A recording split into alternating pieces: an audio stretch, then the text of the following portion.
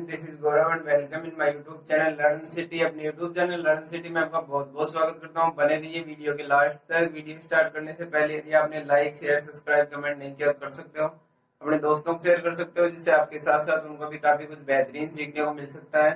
दोस्तों, आज का जो अपना क्लास रहेगा बायोलॉजी का, जो अपने कंप्लीट बायोलॉजी यहाँ पे पढ़ने वाले उसका क्लास फर्स्ट रहेगा। जो इंडिया का कोई भी एग्जाम हो जिसमें आपको साइंस पूछा जाता है वो अपन यहाँ पे डिस्कस करने वाले हैं। दोस्तों, मैं आपको बता दूं, रेलवे जो एग्जाम है जिसमें 20 क्वेश्चन जो है साइंस के आते हैं, जैसे अपने कोई भी टेट एग्जाम हो उसमें 20 क्वेश्चन आते हैं, रेलवे में 30 क्वेश्चन आते हैं। 30 में से जो है 15 क्वेश्चन तो आपके बायोलॉजी के रह पा रहे हैं दोस्तों, और 15 जो क्वेश्चन आपके ये रह पा रहे हैं फिजिक्स और केमिस्ट्री के। दोस्तों, यहाँ पे कोई भी टेट एग्जाम है उसमें जो है 10 क्वेश्चन तो ओनली आपके बायोलॉजी से आने वाले हैं, और 10 क्वेश्चन जो है आपका फिजिक्स और केमिस्ट्री दोनों से आने वाला है। तो दोस्तों, बायोलॉजी जो है ये अपने लिए काफी इंपॉर्टेंट हो जाता है। इसको जो है काफी डिटेल में डिस्कशन करेंगे, बहुत ही डीपली डिस्कशन रहेगा। दोस्तों, अपना तो अपन स्टार्ट करते हैं आज की क्लास को। बायोलॉजी जो है आप समझ लीजिए इसका इम्पोर्टेंस कितना ज्यादा हो जाता है।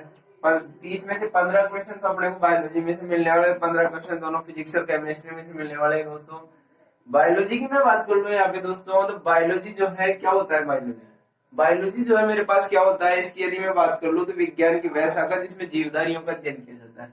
दोस्तों, बायोलॉजी जो मेरे पास होता है, यदि इसकी डेफिनेशन या फिर परिभाषा की बात करूँ तो विज्ञान की वह शाखा जिसमें अपन जीवधारियों का अध्ययन करते हैं, विज्ञान की वह शाखा जिसमें अपन जीवधारियों का अध्ययन करते हैं बायोलॉजी कहलाते हैं। इनकी लिविंग थिंग्स का जो अध्ययन करते हैं, या फिर मैं यहाँ पे बोल दूं जीवधारियों का अध्ययन, जीवधारियों का जो अध्ययन किया जाता है दोस्तों वो किया जाता है अपना बायोलॉजी के अंतर्गत। बायोलॉजी जो है जिसमें अपन जीवधारियों का अध्ययन करते हैं।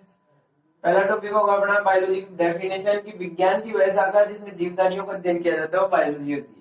और जिसमें नॉन लिविंग थिंग्स का अध्ययन किया जाता है दोस्तों केमिस्ट्री और फिजिक्स के अंतर्गत आता है। और जो लिविंग थिंग्स जो होती है अपनी उसका जो स्टडी अपन करते हैं दोस्तों वो अपना यहाँ पे हो जाता है,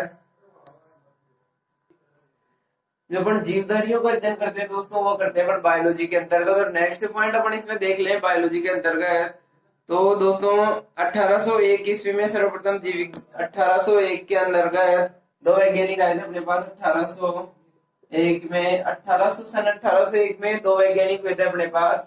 उनका नाम यदि मैं यहाँ पे डिस्कस कर लेता हूँ तो उनका नाम हो जाएगा, एक वैज्ञानिक तो था उसका नाम था अपने पास एक वैज्ञानिक का नाम था दोस्तों लेमार्क, और दूसरे वैज्ञानिक जो उसका नाम था ट्रेविरेंस। यहाँ पे मैं इनका नाम लिख देता हूँ एक बार। एक वैज्ञानिक है जिसका नाम लेमार्क और दूसरा वैज्ञानिक था लेमार्क और ट्रेविरेंस। इन दोनों वैज्ञानिकों ने 1801 ईस्वी के अंदर सर्वप्रथम बायोलॉजी शब्द का प्रयोग किया था दोस्तों। लेमार्क और ट्रेविरेंस दो ऐसे वैज्ञानिक है जिन्होंने 1801 के अंतर्गत सर्वप्रथम बायोलॉजी शब्द का प्रयोग किया था। अब यदि अपन बायोलॉजी की यहाँ पे बात कर ले दोस्तों, बायोलॉजी जो है इसकी मैं बात कर लेता हूँ। इसकी जो है बहुत ही डीपली स्टडी अपन करेंगे। जैसे मैं बायोलॉजी की यहाँ पे बात कर लेता हूँ, बायोलॉजी को अपन देख लेते हैं। तो पहला टॉपिक तो अपना हो गया कि फादर ऑफ बायोलॉजी अपन किसे कहेंगे। एग्जाम में काफी बार क्वेश्चन पूछा जाता है फादर ऑफ बायोलॉजी, अभी जीव विज्ञान के पिता किसे अपन कहेंगे, तो अपन यहाँ पे बोल सकते हैं father of biology. Father of biology यहाँ पे अपन कह सकते हैं वो हो गया अपना एक वैज्ञानिक अरस्तु। अरस्तु जो है इसको अपन फादर ऑफ बायोलॉजी यहाँ पे बोल सकते हैं। अरस्तु फादर ऑफ बायोलॉजी क्यों कहते हैं दोस्तों, अरस्तु जो है जिसने अपनी एक इसकी पुस्तक थी दोस्तों जंतु इतिहास, इसमें लगभग 500 प्रकार के जंतुओं का वर्णन किया था। अरस्तु जो है इसकी एक पुस्तक थी जंतु इतिहास, उसमें इसने लगभग 500 प्रकार के जंतुओं का स्टडी किया था और उनका वर्णन किया था दोस्तों। तो इसलिए अपन जो अरस्तु को फादर ऑफ बायोलॉजी कह सकते हैं। इनके जीव विज्ञान के पितामह जो अपन कह सकते हैं यहाँ पे अरस्तु का। एग्जाम में काफी बार क्वेश्चन पूछा गया है। नेक्स्ट पॉइंट में बायोलॉजी की बात कर लेता हूँ दोस्तों। बायोलॉजी जो शब्द है मेरे पास ये दो शब्दों से मिलकर बना हुआ है दोस्तों, ये दो शब्दों से मिलकर बना हुआ है। इसका हो गया बायो और लोगस। बायो और लोगस दो शब्दों से मेरे पास मिलकर बना हुआ है बायोलॉजी शब्द जो है, बायो और लोगस। अब यहाँ पे मैं बात कर लूं बायो का जो अर्थ हो गया मेरे पास ये हो गया लाइफ, और लोगस का जो मेरे पास अर्थ हो गया वो हो गया स्टडी। ये मैं लाइफ की बात कर लूं इसका हिंदी अर्थ हो गया दोस्तों जीवन, और स्टडी की मैं बात कर लेता हूँ तो ये हो गया मेरे पास अध्ययन। तो मैं यहाँ से बोल सकता हूँ कि जीवन या फिर जीवित प्राणियों का जो अध्ययन किया जाता है वो अपन बायोलॉजी के अंतर्गत करते हैं, यानी कि लिविंग थिंग्स का जो अपन स्टडी कर पा रहे हैं वो अपन बायोलॉजी के अंतर्गत करते हैं। तो मैंने आपको स्टार्टिंग में बताया था बायोलॉजी की परिभाषा, जीवधारियों का जो अध्ययन किया जाता है, विज्ञान की वह शाखा जिसमें जीवधारियों का अध्ययन किया जाता है वो अपना क्या हो गया यहाँ से बायोलॉजी। विज्ञान की वह शाखा जिसमें जीवधारियों का अध्ययन किया जाता है वो अपना बायोलॉजी हो पा रहा है। जैसे मैं बायोलॉजी शब्द को देख पा रहा हूँ, दो शब्दों से मिलकर बना है, बायो और लोगस। बायो का अर्थ हो गया मेरे पास लाइफ या फिर जीवन, और लोगस का अर्थ हो गया मेरे पास स्टडी या फिर अध्ययन। तो मैं यहाँ पे बोल सकता हूँ कि लाइफ का जो स्टडी किया जाता है वो अपन करते हैं बायोलॉजी के अंतर्गत। लाइफ की जो अपन स्टडी करते हैं वो करते हैं बायोलॉजी के अंतर्गत। अब नेक्स्ट पॉइंट अपन देख लें बायोलॉजी की ब्रांचेज के बारे में। ब्रांचेज ऑफ बायोलॉजी, बायोलॉजी जो है इसकी दो ब्रांच अपने पास है, मेनली दो ब्रांचेस की, उनको अपन काफी डिटेल में पढ़ेंगे। बायोलॉजी जो है इसकी मेनली दो ब्रांच अपने पास, एक तो गया अपने पास जूलॉजी, एक अपने पास हो गया बॉटनी। जूलॉजी और बॉटनी जो है बायोलॉजी की दो ब्रांचेज अपने पास, जूलॉजी और बॉटनी।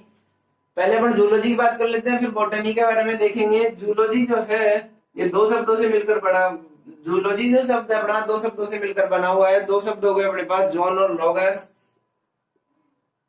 जॉन और लोगस, जॉन और लोगस की मैं बात कर लेता हूं। तो जॉन जो है, जॉन का अर्थ हो गया मेरे पास एनिमल, जॉन का अर्थ जो मेरे पास हो गया वो हो गया मेरे पास एनिमल, और लोगस का अर्थ जो हो गया मेरे पास हो गया स्टडी। जॉन का अर्थ हो गया मेरे पास एनिमल, और लोगस का जो अर्थ हो गया मेरे पास ये हो गया स्टडी। तो अपन यहाँ कह सकते हैं कि बायोलॉजी जो है एनिमल्स का जो स्टडी किया जाता है वो अपन जूलॉजी के अंतर्गत करते हैं, एनिमल्स का जो स्टडी किया जाता है वो अपन जूलॉजी के अंतर्गत करते हैं। मैं बॉटनी की बात कर लूं तो बॉटनी जो शब्द है, बॉटनी जो शब्द मेरे पास दे रखा है, ये इस शब्द की जो उत्पत्ति हुई है ग्रीक शब्द बास्किन से हुई है। बॉटनी जो शब्द है इसकी उत्पत्ति, शब्द की उत्पत्ति, इस शब्द की उत्पत्ति एक ग्रीक शब्द है मेरे पास, ग्रीक शब्द बास्किन,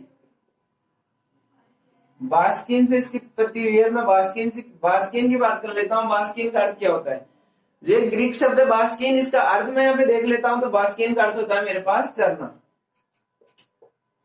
बास्किन जो एक ग्रीक शब्द है इसका अर्थ हो गया मेरे पास चरना। तो बॉटनी जो है जिसका उत्पत्ति ग्रीक शब्द बास्किन से हुई है, बास्किन का अर्थ हो गया चरना। जैसे मैं जूलॉजी को देख लेता हूँ तो दो शब्दों से मिलकर बना हुआ है, जॉन और लोगस। जॉन का अर्थ हो गया एनिमल और लोगस का अर्थ हो गया स्टडी। एनिमल्स की स्टडी अपन करते हैं जूलॉजी के अंतर्गत, और जो बॉटनी है इसमें वनस्पति विज्ञान इसे अपन बोल सकते हैं। जूलॉजी हो गया जंतु विज्ञान, और बॉटनी जो है इसको अपन बोल सकते हैं वनस्पति विज्ञान, वनस्पति विज्ञान। यानी कि वनस्पति या फिर पादपों का जो अध्ययन किया जाता है वो किया जाता है बॉटनी के अंतर्गत, और जंतुओं का अध्ययन जो किया जाता है वो किया जाता है जूलॉजी के अंतर्गत। अब नेक्स्ट पॉइंट अपन यहाँ पे देख लेते हैं एक बार जूलॉजी और बॉटनी के बारे में, काफी इंपॉर्टेंट टर्म्स। जूलॉजी के बारे में हम आपको बता देता हूँ दोस्तों, जो अरस्तु है, अरस्तु जो है, अरस्तु ने अपनी पुस्तक जंतु इतिहास के अंतर्गत लगभग 500 प्रकार के जंतुओं का वर्णन किया था। अरस्तु की एक पुस्तक थी, अरस्तु इनकी एक पुस्तक थी जंतु इतिहास।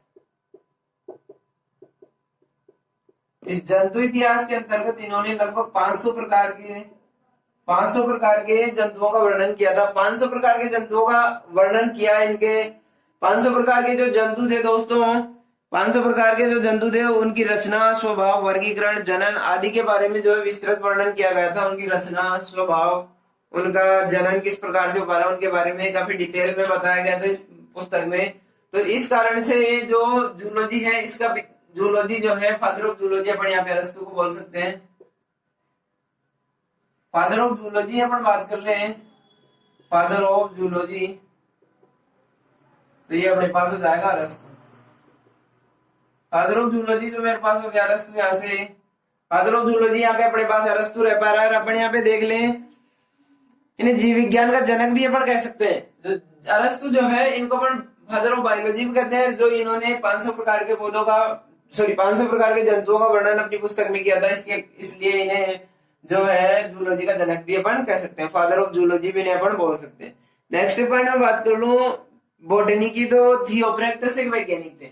एक वैज्ञानिक अपने पास थे थियोफ्रैक्टस। और बॉटनी की बात कर ले थियोफ्रैक्टस। थियोफ्रैक्टस एक वैज्ञानिक थे मेरे थे, उन्होंने जो अपनी पुस्तक में 500 प्रकार के पौधों का वर्णन किया था। इस कारण से इन्हें वनस्पति विज्ञान का पितामह कह सकते हैं कि फादर ऑफ बॉटनी की मैं बात कर लेता हूँ। फादर ऑफ बॉटनी मेरे पास हो गया अरस्तु, सॉरी थियोफ्रैक्टस।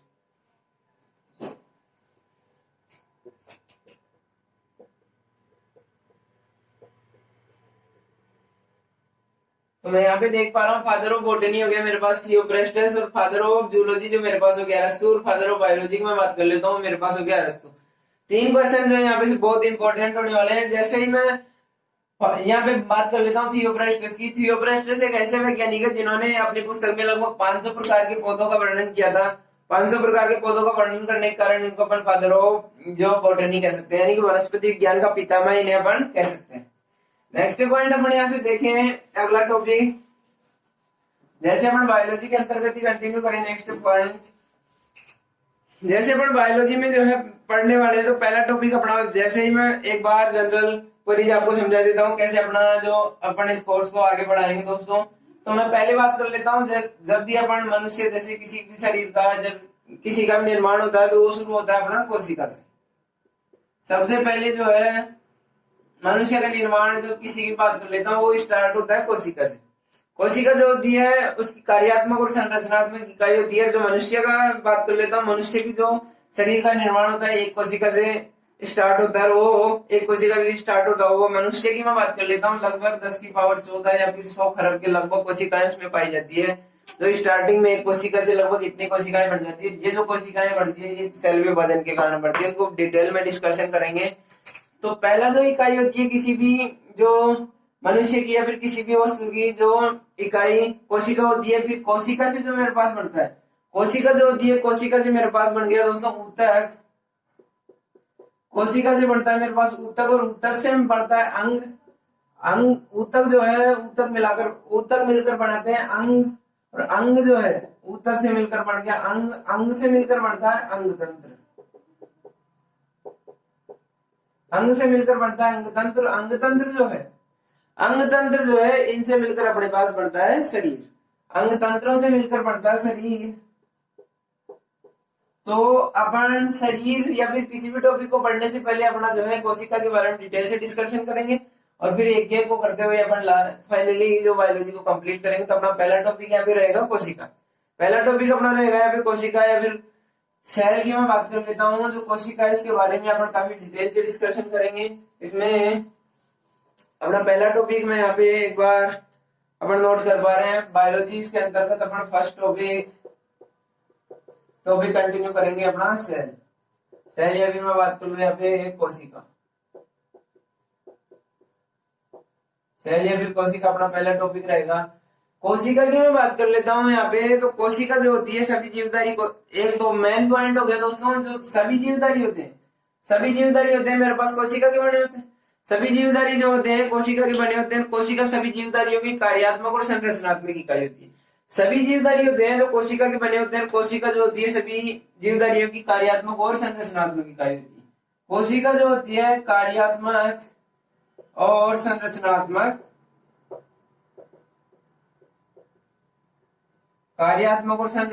इकाई होती है।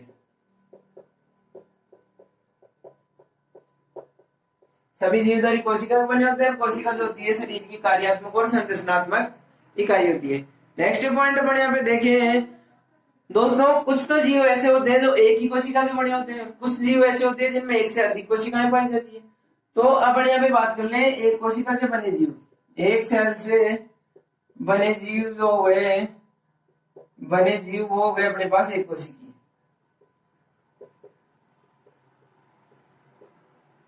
एक कोशिकीय हो गए। एक कोशिकीय की मैं बात कर लूं तो इसके कुछ एग्जांपल अपन यहाँ पे देख ले हैं। एग्जांपल इसके एक कोशिकीय जीवों के कुछ एग्जांपल अपन यहाँ पे देख ले। तो पहला एग्जांपल हो गया अपने पास अमीबा हो गया। अमीबा एक कोशिका का बना होता है। यीस्ट जो हो गया, यीस्ट ये भी एक कोशिका का बना होता है। तो ये कुछ एग्जांपल्स हैं जो एक कोशिका से बने होते हैं। ऐसे जंतु, ऐसे जीव जिनका शरीर एक कोशिकाओं का बना होता है, अपन उनको एक कोशिकीय जीव कह सकते हैं। एक कोशिकीय जीव अपने पास एग्जांपल हो गए जैसे अमीबा हो गया, यीस्ट हो गया आदि। नेक्स्ट पॉइंट हो गया कि ऐसे जीव जो एक से अधिक कोशिकाओं से बने होते हैं, एक से अधिक कोशिकाओं से बने होते हैं तो उन्हें हम बहुकोशिकीय जीव भी कह सकते हैं। एक से अधिक कोशिकाओं से बने होते हैं तो उन्हें हम बहुकोशिकीय जीव कह सकते हैं। यानी कि एक से अधिक सेल से बने जीव, एक से अधिक कोशिकाओं से बने जीव, एक से अधिक कोशिका से बने जीव,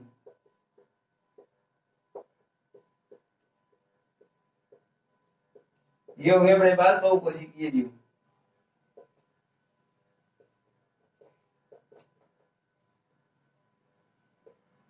बहुकोशिकीय जीव जो हो गए, इनमें जो कोशिकाएं होती है एक से अधिक कोशिकाएं होती है। और जैसे मैं इनकी बात कर लेता हूँ, जैसे मनुष्य के अंतर्गत लगभग 100 खरब मनुष्य जो है, इसमें लगभग 100 खरब, या फिर मैं बात करूं 10 की पावर 14 के लगभग, 10 की पावर 14 के लगभग कोशिकाएं जो है मनुष्य में पाई जाती है। 10 की पावर 14 या फिर 100 खरब के लगभग मनुष्य में कोशिकाएं पाई जाती है। जो मनुष्य हो गया एक कोशिकीय जीव नहीं होकर के बहुकोशिकीय जीव हो गया। एक कोशिकीय जीव की मैं बात करूं तो एक कोशिका से बना होता है, जो अपने पास इसके एग्जाम्पल हो गए अमीबा और यीस्ट। नेक्स्ट पॉइंट अपन यहाँ से देखें, अगला पॉइंट अपन देखें कि जो कोशिका जो होती है अपने पास, इसकी खोज किसने की, कोशिका को सर्वप्रथम किसने बताया। ये भी काफी इंपॉर्टेंट क्वेश्चन है, एग्जाम में बहुत बार पूछा गया क्वेश्चन है। तो मैं कोशिका का अर्थ क्या होता है इसकी बात कर लेता हूँ एक बार। जो सेल मेरे पास दे रखा है, सेल, कोशिका, इसके बारे में कुछ जनरल क्वेरीज अपन देख लेते हैं। जो कोशिका जो शब्द है, लैटिन भाषा में इसका अर्थ होता है अपने पास छोटा कमरा। लैटिन भाषा में इसके अर्थ की बात कर लूं, लैटिन भाषा में अर्थ, लैटिन भाषा में इसके अर्थ की बात कर लेता हूं। तो लैटिन भाषा में इसका जो अर्थ होता है वो होता है इसका छोटा कमरा। लैटिन भाषा में इसका अर्थ होता है मेरे पास छोटा कमरा। और जैसे ही मैं इसकी खोज की बात करता हूँ, एक बार यहाँ पे लिख देता हूँ छोटा कमरा। और जैसे ही मैं इसकी खोज की बात कर लेता हूँ कि कोशिका जो है सेल, इसकी खोज किसने की, खोज की बात कर लेता हूँ दोस्तों। तो सन 1665 में एक वैज्ञानिक थे रॉबर्ट हुक, जिसने सबसे पहले, रॉबर्ट हुक एक वैज्ञानिक थे जिसने सबसे पहले कोर्क के टुकड़े में मृत कोशिकाओं को देखा था। दोस्तों सन 1665 में जो एक वैज्ञानिक थे अपने पास रॉबर्ट हुक, जिसने सबसे पहले कोशिकाओं को देखा था, ये देखा था कोर्क के टुकड़े में। कोर्क के टुकड़े में जो इसने कोशिकाएं देखी थी वो देखी थी मृत कोशिकाएं। तो इसने कोर्क के टुकड़े में मृत कोशिकाएं देखी थी, मृत कोशिका।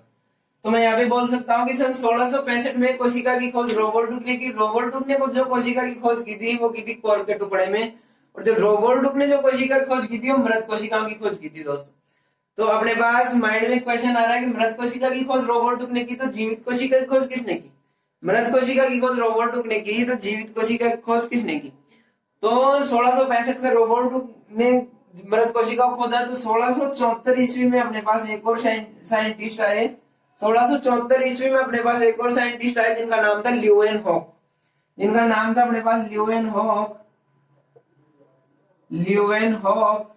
और ये ल्यूवेनहॉक जो साइंटिस्ट थे, इसने जो है जीवित कोशिका में खोज की थी। ये जो जीवित कोशिका में खोज की थी दोस्तों, ये की थी बैक्टीरिया के अंदर। जीवित कोशिकाओं की जो ल्यूवेनहॉक ने खोज की दोस्तों, वो किया था बैक्टीरिया के अंतर्गत। अपन यहाँ से बोल सकते हैं कि सन 1674 ईस्वी में कोशिकाओं की, जीवित कोशिकाओं की जो खोज हुई, ये ल्यूवेनहॉक ने की थी, जीवित कोशिकाओं की खोज। और जो ये जीवित कोशिकाओं की जो इसने खोज की है, ये की है दोस्तों बैक्टीरिया के अंतर्गत। इसने जीवित कोशिकाएं खोजी है बैक्टीरिया के अंतर्गत। सन 1665 में तो रॉबर्ट हुक ने मृत कोशिकाओं की खोज की है। और सन 1674 ईस्वी के अंतर्गत ल्यूवेनहॉक ने सन 1674 ईस्वी के अंतर्गत जीवित कोशिकाओं की खोज बैक्टीरिया के अंतर्गत की। अब नेक्स्ट पॉइंट बढ़िया से देखें, कोशिका जो है इसका लैटिन भाषा में अर्थ हो गया छोटा कमरा। कोशिका का लैटिन भाषा में अर्थ हो गया छोटा कमरा। इसकी खोज जो है मृत कोशिकाओं में रॉबर्ट हुक ने सर्वप्रथम 1665 में, और जो 1674 ईस्वी में जो है इसकी खोज की थी ल्यूवेनॉक ने वो की थी बैक्टीरिया के अंतर्गत जीवित कोशिकाओं के रूप में। नेक्स्ट पॉइंट अपन यहाँ से देख लें कि जो कोशिकाओं में का एक प्राणदायक पदार्थ होता है वो होता है कोशिकाओं के अंतर्गत जीव द्रव्य। कोशिकाओं के अंतर्गत जो जीव द्रव्य होता है, कोशिकाओं के अंतर्गत जो जीव द्रव्य होता है वो उसका प्राणदायक पदार्थ होता है। यानी कि अपन कह सकते हैं कि जीव द्रव्य जो है कोशिका का एक इम्पोर्टेंट फैक्टर है जिसे कोशिका का प्राणदायक कहा जाता है। इंपॉर्टेंट क्वेश्चन, कोशिका का प्राणदायक। एग्जाम में कई बार पूछा गया क्वेश्चन है कोशिका का प्राणदायक किसे कहा जाता है। कोशिका का प्राणदायक जो है जीव द्रव्य को कहा जाता है। और इस जीव द्रव्य की जो खोज थी, इस जीव द्रव्य को सर्वप्रथम 1939 ईस्वी में 1939 ईस्वी में सर्वप्रथम पुरकिंजे नामक एक वैज्ञानिक था अपने पास। पुरकिंजे नामक एक वैज्ञानिक था जिसने सर्वप्रथम 1939 में 1939 में जो पुरकिंजे ने जीव द्रव्य को खोजा था। और ये जीव द्रव्य जो है कोशिका का एक प्राणदायक पदार्थ होता है। अब कोशिका के अंतर्गत जो है दोस्तों, कोशिका के अंतर्गत जैसे अपने पास कोई कोशिका रह पा रही है, जो कोई कोशिका है, इसके अंतर्गत जो है एक इसका सेंट्रियल न्यूक्लियस जिसे अपन कह सकते हैं। कोशिका के अंतर्गत एक केंद्रक भी होता है। केंद्रक जो है इसकी खोज, केंद्रक जो होता है इसकी खोज 1831 ईस्वी में, केंद्र की खोज 1831 ईस्वी में खोज हो गई थी। 1831 ईस्वी में जो केंद्र की खोज की थी वो की थी रॉबर्ट ब्राउन नामक एक साइंटिस्ट है, उसने जो है 1831 में केंद्र की खोज की थी। तो अपन यहाँ पे बोल सकते हैं रॉबर्ट ब्राउन द्वारा की गई। रॉबर्ट ब्राउन पहले साइंटिस्ट है जिसने 1831 में कोशिका के अंतर्गत केंद्र को खोजा था। कोशिका के अंतर्गत केंद्र खोजने वाले पहले साइंटिस्ट हो गए रॉबर्ट ब्राउन। और जो है कोशिका का जो प्राणदायक पदार्थ होता है जीव द्रव्य, इसकी खोज 1939 ईस्वी में पुरकिंजे नामक वैज्ञानिक ने की है। कोशिका की खोज जो रॉबर्ट ने मृत कोशिकाओं में कोशिका की जो है जीवित कोशिका की खोज की अपने पास ल्यूवेनॉक ने जो है बैक्टीरिया के अंतर्गत। दोस्तों एक पॉइंट अपन को मैं यहाँ पे आपको समझा देता हूँ।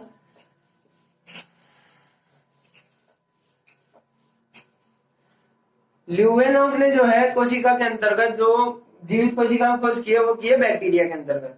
बैक्टीरिया के अंतर्गत जो कोशिका की खोज की है दोस्तों ल्यूवेनॉक ने। और जो है कोशिका के अंतर्गत जो अपने पास रह पा रहा है केंद्रक, उसकी खोज की है रॉबर्ट ब्राउन ने। कोशिका के अंतर्गत जो जीव द्रव्य होता है उसका प्राणदायक पदार्थ, उसकी खोज की अपने पास पुरकिंजे नामक साइंटिस्ट ने। नेक्स्ट पॉइंट अपन यहाँ से चल पा रहे हैं दोस्तों, ये अपना कुछ इंपोर्टेंट फैक्टर था। इसी के साथ अपन देख लेते हैं यहाँ पे सेल थ्योरी। कोशिका अपन ने जनरली कोशिका के बारे में पढ़ लिया है। अब इससे जो नेक्स्ट इसको पॉइंट आता है वो आता है अपने पास सेल थ्योरी। सेल थ्योरी की अपन बात कर लिया, फिर कोशिका सिद्धांत या फिर मतवाद। कोशिका सिद्धांत या फिर कोशिका मतवाद। सेल थ्योरी की अपन बात कर लेते हैं एक बार जनरली। दोस्तों 1838 ईस्वी में जो अपने पास एक साइंटिस्ट है जर्मन के वनस्पति वैज्ञानिक जो है 1838 ईस्वी में जर्मन के वनस्पति वैज्ञानिक थे अपने पास।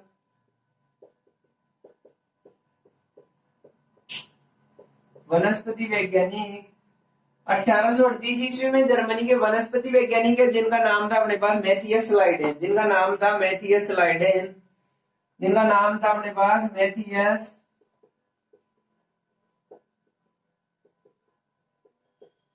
स्लाइडेन। इस मैथियस स्लाइडेन ने जो है 1838 ईस्वी के अंतर्गत कहा था, 1838 ईस्वी के अंतर्गत कहा कि पौधों का जो शरीर होता है सूक्ष्म कोशिकाओं से मिलकर बना होता है। पौधों का जो शरीर होता है सूक्ष्म कोशिकाओं से मिलकर बना होता है। ये जो सूक्ष्म कोशिकाएं अपनी होती है, ये सूक्ष्म कोशिकाएं होती है, प्रत्येक कोशिका एक इकाई होती है। प्रत्येक कोशिका जो है एक यूनिट होती है अपने पास। तो 1838 ईस्वी में जर्मनी के वनस्पति वैज्ञानिक मैथियस स्लाइडेन ने कहा था कि जो पौधों का जो शरीर है सूक्ष्म कोशिकाओं से मिलकर बना होता है। जो एक कोशिकाएं होती है, प्रत्येक कोशिका एक इकाई होती है। 1838 के अंतर्गत मैथियस स्लाइडेन ने कहा। इसके बाद में 1839 के अंतर्गत जब एक साइंटिस्ट और आ गया, 1839 ईस्वी में एक साइंटिस्ट और आ गया। ये जो साइंटिस्ट था अपने पास, ये प्राणी शास्त्र का प्रसिद्ध वैज्ञानिक था। प्राणी शास्त्र जो है प्राणी विज्ञान प्राणी विज्ञान का प्रसिद्ध वैज्ञानिक था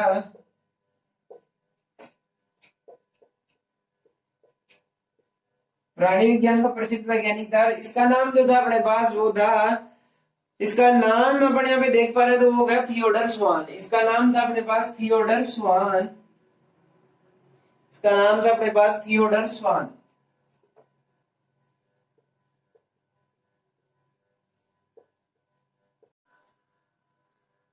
थियोडर स्वान एक वैज्ञानिक थे जिन्होंने 1839 ईस्वी के अंतर्गत बताया था। इन्होंने 1839 ईस्वी के अंतर्गत बताया था कि जो जंतु होते हैं उन जंतुओं का शरीर भी सूक्ष्म कोशिकाओं से मिलकर बना होता है। 1838 ईस्वी के अंतर्गत वनस्पति वैज्ञानिक जो थे मैथियस लाइडेन, इसने बताया था कि जो पौधों का जो शरीर होता है सूक्ष्म कोशिकाओं से मिलकर बना होता है। प्रत्येक कोशिका जो होती है एक इकाई होती है। अब 1839 ईस्वी के अंतर्गत प्राणी शास्त्र के प्रसिद्ध वैज्ञानिक थियोडर स्वान ने बताया कि जो जंतु होते हैं, इन्होंने बताया कि जो जंतु होते हैं उनका शरीर भी सूक्ष्म कोशिकाओं से मिलकर बना होता है। तो ये दोनों जो मिलकर सेल थ्योरी अपने पास दे पा रहे हैं, जिसको अपन कल डिस्कशन करेंगे। कोशिका सिद्धांत जो है दोनों वैज्ञानिक जो है अपने पास हो गए, स्लाइडेन और स्वानसन, दोनों ने मिलकर जो कोशिका सिद्धांत दिया था।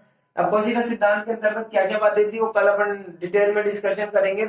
इनका जो कोशिका सिद्धांत किस प्रकार से फेल हो पाया उसके बारे में भी अपन डिस्कशन करेंगे। जो नया सिद्धांत कोशिका का जो आज अपन पढ़ पा रहे हैं वो सिद्धांत किसने दिया उसके बारे में भी अपन डिटेल में डिस्कशन करेंगे। जो नेक्स्ट अपना सेशन रहेगा काफी हेल्पफुल रहेगा, तो बने रहिए हमारे यूट्यूब चैनल लर्न सिटी में। आपका बहुत बहुत स्वागत है। यदि अभी तक आप हमारे यूट्यूब चैनल लर्न सिटी पर नए हो तो इसको सब्सक्राइब करके बेल आइकन प्रेस कर सकते हो, जिससे आपके साथ साथ सभी को शेयर कर सकते हो। उनके साथ साथ आपको काफी कुछ बेहतरीन सीखने को मिल सकता है। दोस्तों धन्यवाद।